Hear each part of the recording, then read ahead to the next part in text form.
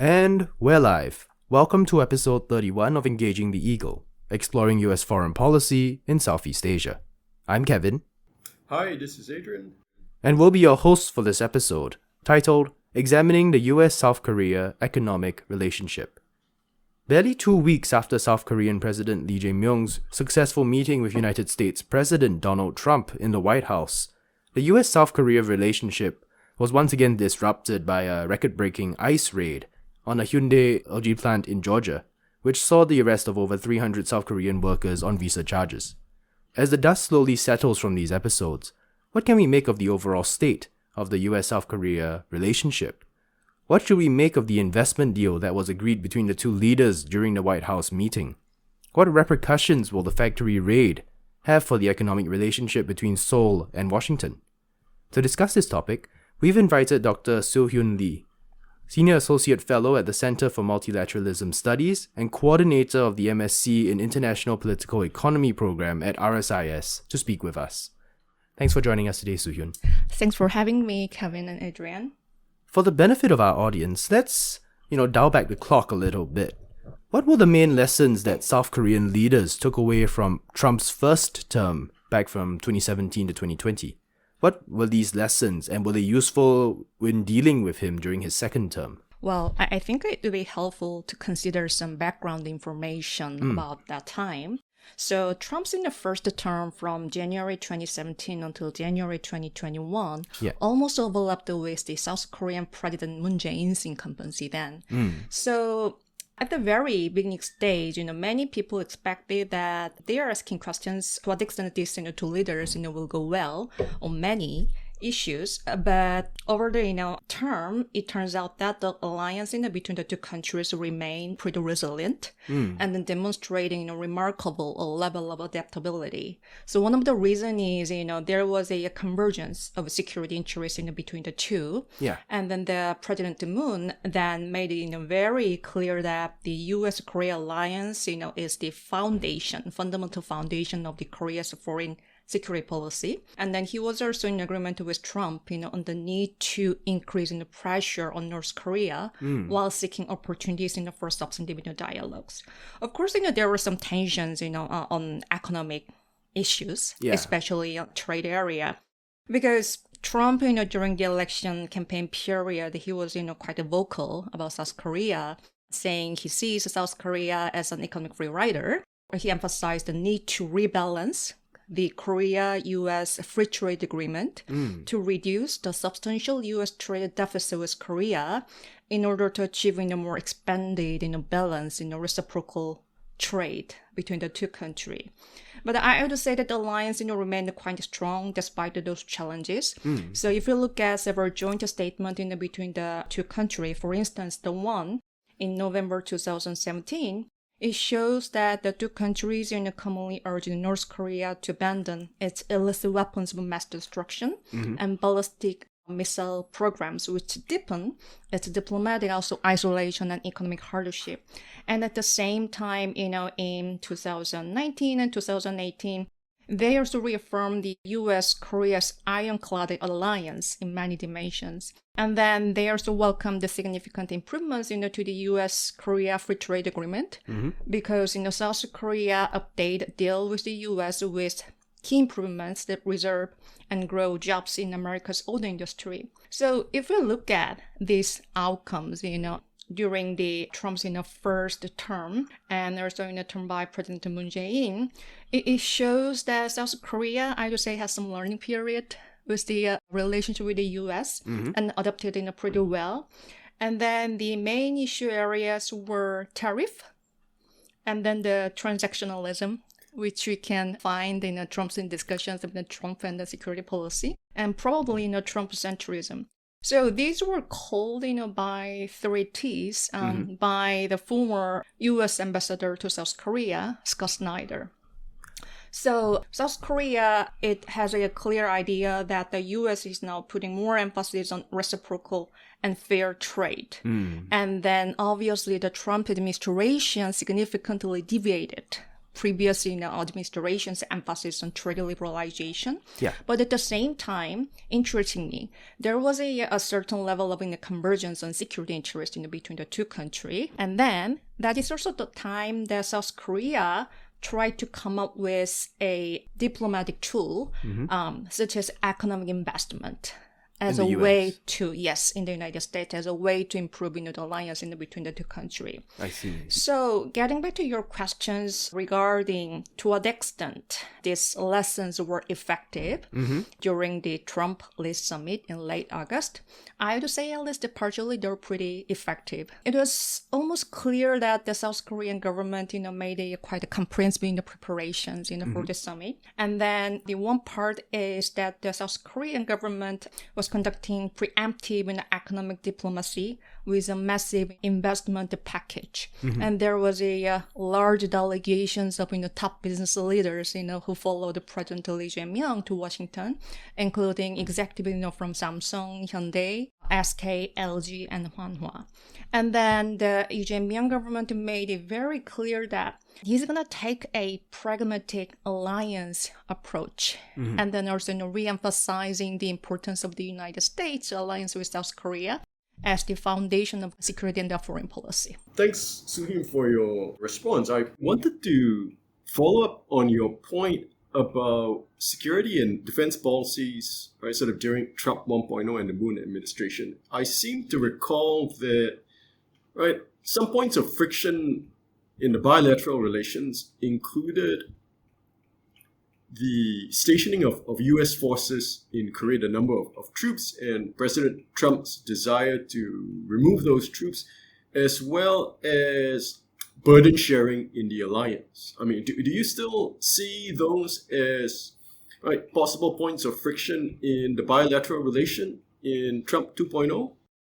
Thanks for the question, Adrian. Yeah, I think there is a possibility that the issues of increasing defense spending in South Korea will come again, especially corresponding to the final outcome of the trade deal between the two countries.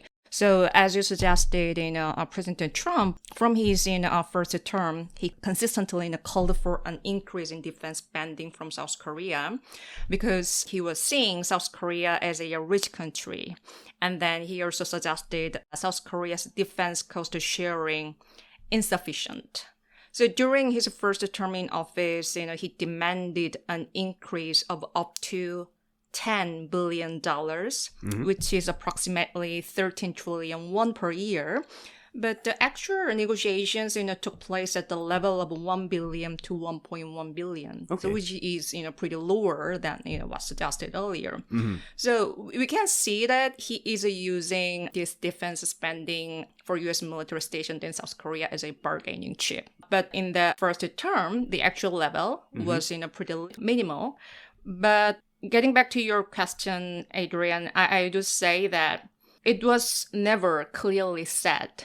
As we will discuss later, there are many things to be observed from the progress of the U.S.-South Korea deal. So I see there is a certain possibility, at least to some extent, there will be a possibility that the issues of the U.S. defense spending will come again as an important issue between the two countries. I see. Thank you. But I suppose the other big bargaining chip that the US has is the tariff rate. How did South Koreans then react to the Liberation Day tariffs back in April? And how did Seoul create a strategy to, handle and address their counterparts in DC when they're trying to hammer out a trade deal? So it would be helpful to recap what was suggested on Liberation Day for South Korea exactly.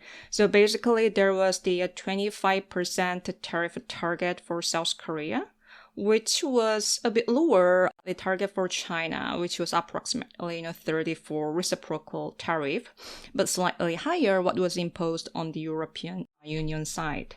So obviously, there were some economic impact and the responses by the market. So South Korea's stock market and currency suffered sharp declines on the day, with the benchmark KOSPI dropping over 5.5%, and then the value of Korean won falling to 1,467.81 per US dollar, which was the steepest drop since March 2020 during the COVID-19 pandemic.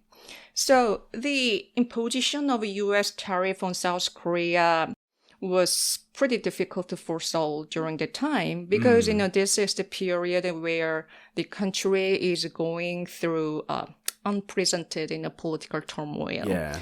President Yoon got impeached in December 2024. And then in Korean time, 4th of April 2025, that was the time where the South Korea's Supreme Court upheld former President Yoon Suk-yeol's impeachment. So basically, when Trump announced this reciprocal tariff for countries, South Korea, was experiencing a transitional time to elect a new government, especially for the 21st presidential election scheduled on 3rd of June. I see. But I would say that there was a immediate response by South Korea then. From Liberation Day itself, we were expecting a pretty delay or, a late deal, given what is happening, politically because of, the vacuum status. Yeah. But there was a calm and orderly approach, by South Korea with discussions with the United States on trade issues, especially with hopes for a tariff deal by early July, reflecting a deliberate strategy to avoid escalation. So some of the, strategies considered, during a time was, again, the mobilization of travel, the big firms I mentioned earlier. South Korea, during the time, was mounting a last-ditch effort to finalize a tariff agreement with the U.S. Yeah. Especially, ahead of the August 1st deadline, with direct support and backing from South Korea's top business leaders. And then there was also a comprehensive package strategy with the 4-category framework, including tariff and non-tariff measures in economic security, investment cooperation, and monetary policy. Yeah. So these are all aligned with what I earlier suggested as a South Korea's calm and orderly talks with the U.S. for the trade deal. Considering all that, then, what you just said, it sounds like, Seoul had a very concrete strategy when dealing with Washington. And not only that, the meeting between Mr. Trump and Mr. Lee sounded like a success. Would you call it a success? And did it achieve all the goals that were set out by the South Korean government? I would say South Korean President Lee Jae-myung achieved his top goal, at least to some certain extent. So obviously, there was a productive and cordial meeting with President Trump. And then President Lee did so and more, hitting all the right notes in most, issue area discussed during the meeting. So we can see the short-term outcomes somehow clearly. President Lee, managed to avoid confrontations. Oh, yeah. And then he was also able to secure a degree of endorsement for his North Korea's policy. And then the reassured financial market as well.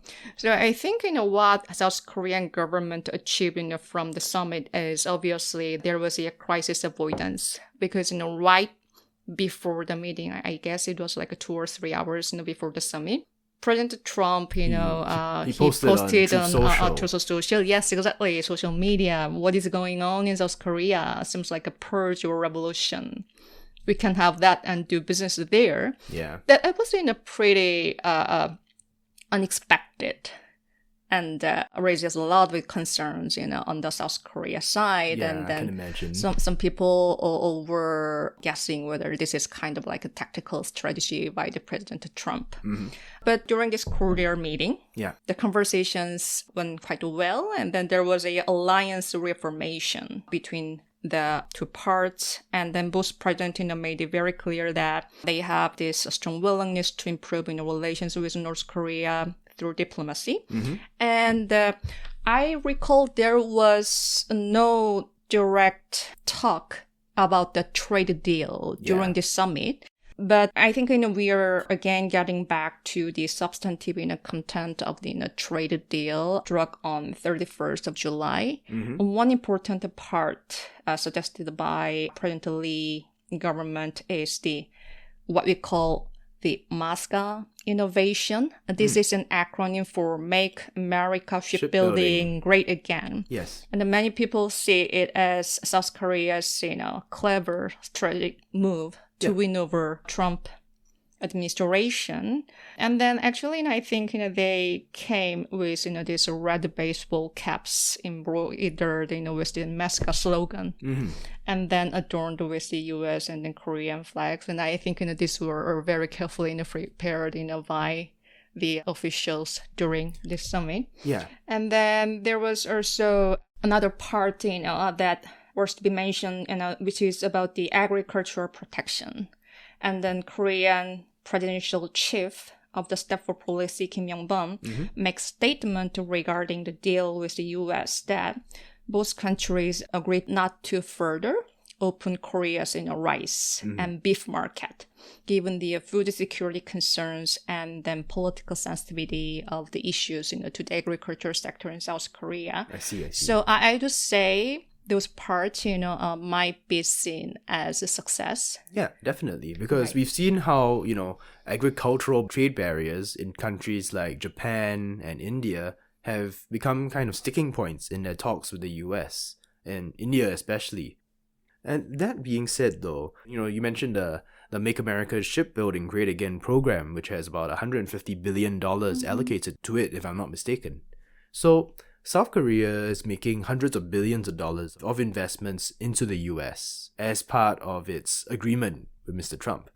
But I think one of the events that really shocked observers over the past few weeks is the raid on that Hyundai-LG plant in Georgia, which resulted in the arrest of over 300 South Korean workers.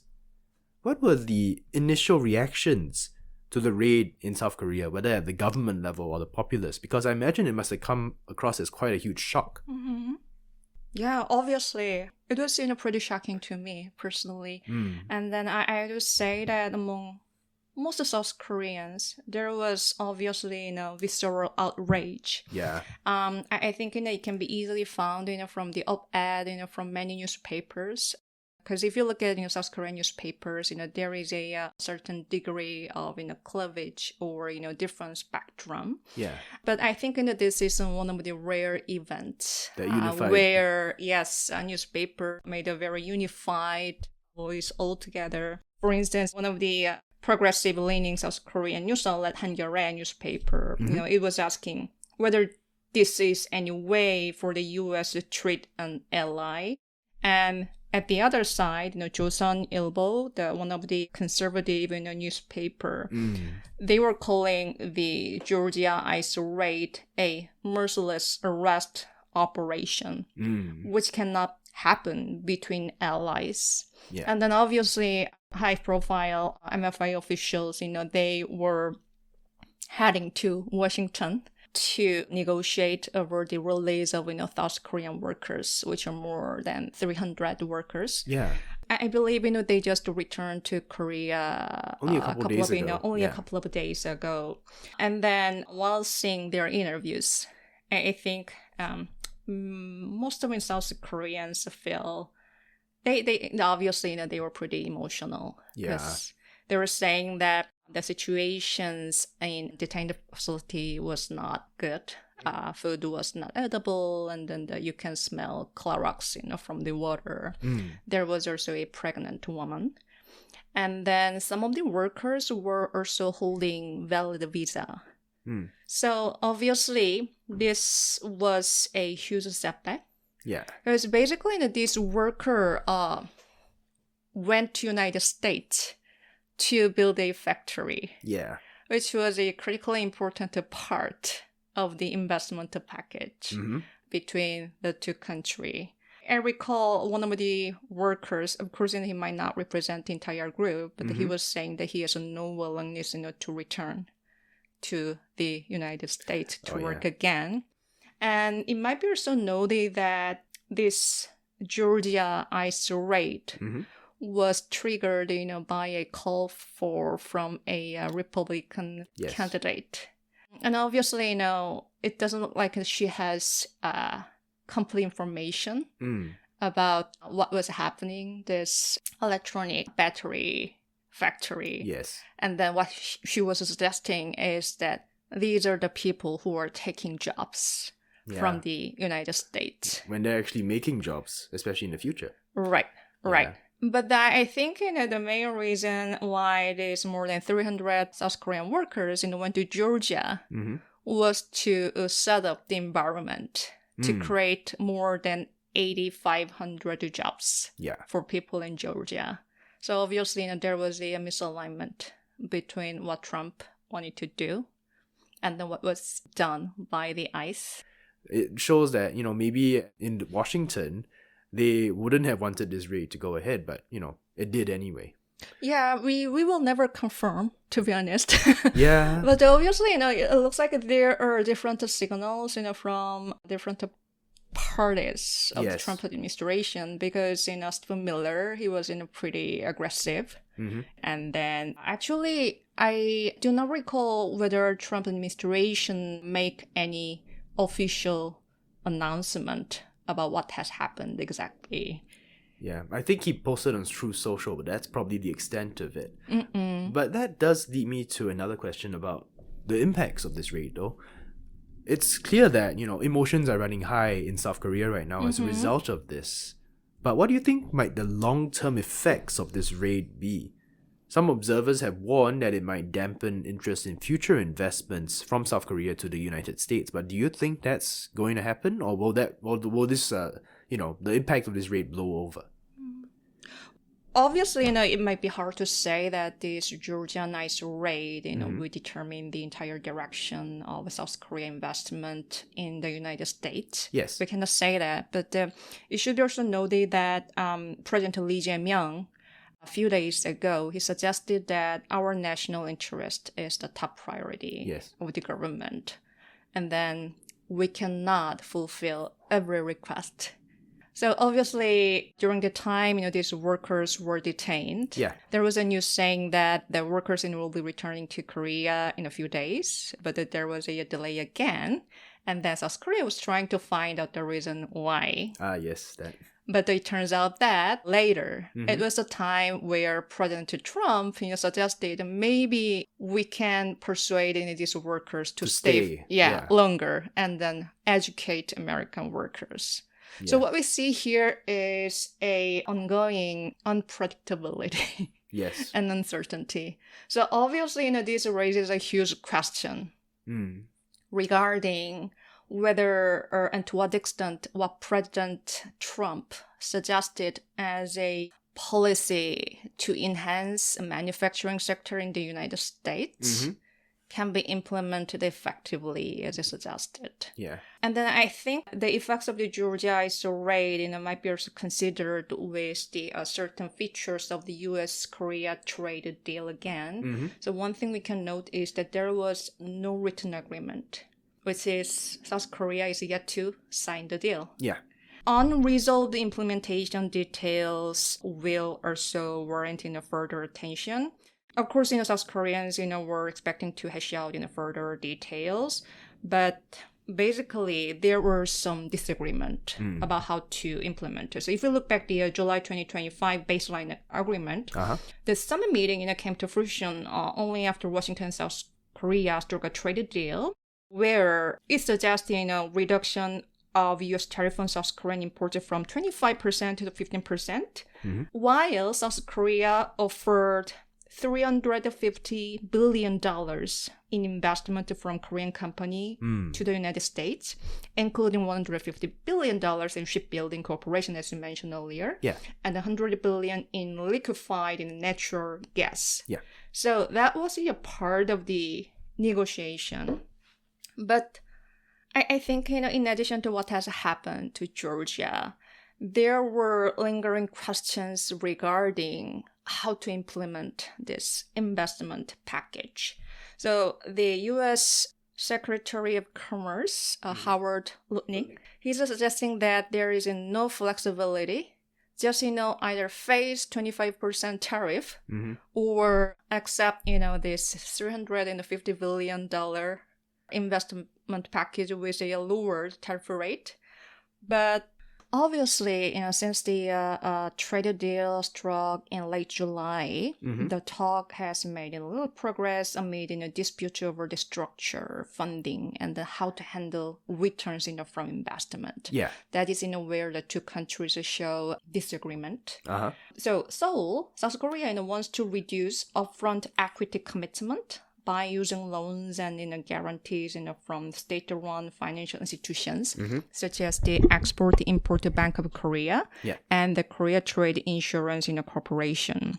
Whereas Washington is pushing for a higher proportion of direct investment, and also they're demanding control over projects are selected. So this is the one area where they are showing certain agreement. And then the US is also asking South Korea to accept the Japanese template. Yes, that one.